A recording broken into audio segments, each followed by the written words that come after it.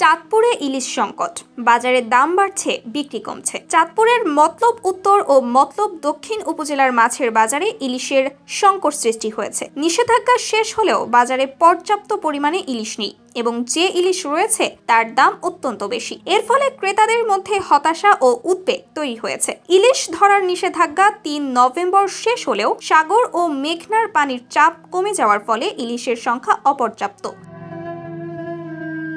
স্থানীয় মৎস্য কর্মকর্তা জানিয়েছেন, প্রজনন মৌসুম শেষ হওয়ায় ইলিশের প্রবাহ কমেছে। এর প্রভাব বাজারে পড়েছে। বাজারে কিছু কিছু ইলিশ দেখা গেলেও অধিকাংশই ডিমওয়ালা হওয়ায় ক্রেতারা এগুলো কিনতে আগ্রহী নন। বিক্রেতারা জানিয়েছেন, দামও অত্যাধিক বাড়ানো হয়েছে। গত কয়েকদিনে বাজারে ইলিশের ক্রয় বিক্রয় কমে গিয়েছে। মতলব দক্ষিণ উপজেলার সদর, মুন্সিরহাট এবং মতলব উত্তরের সেঙ্গারচর, আমিরাবাদ সহ বিভিন্ন বাজারে একাধিক বিক্রেতা ইলিশ বিক্রি করার চেষ্টা করলেও ক্রেতাদের আগ্রহ নেই।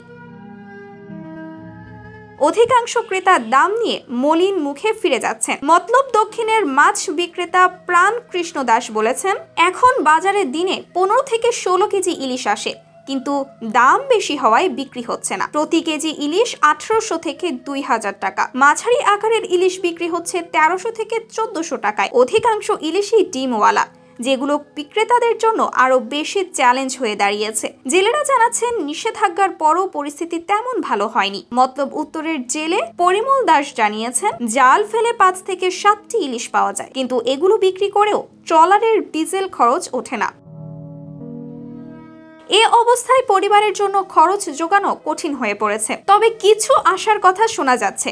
মতলব উত্তরের মৎস্য কর্মকর্তা বিজয় কুমার দাস এবং মতলব দক্ষিণের সহকারী মৎস্য কর্মকর্তা মোহাম্মদ শাহিদুজ্জামান জানিয়েছেন, ইলিশ সংরক্ষণের কার্যক্রম সফল হওয়ায় সামনে ইলিশের সরবরাহ বৃদ্ধি পাবে। প্রজননের পর ইলিশ সাগরের দিকে চলে যায় এবং মেঘনার পানি কমে যাওয়ার কারণে ধরা পড়ছে না। তবে আশা করা হচ্ছে আগামী দিনে পরিস্থিতি পরিবর্তিত হবে।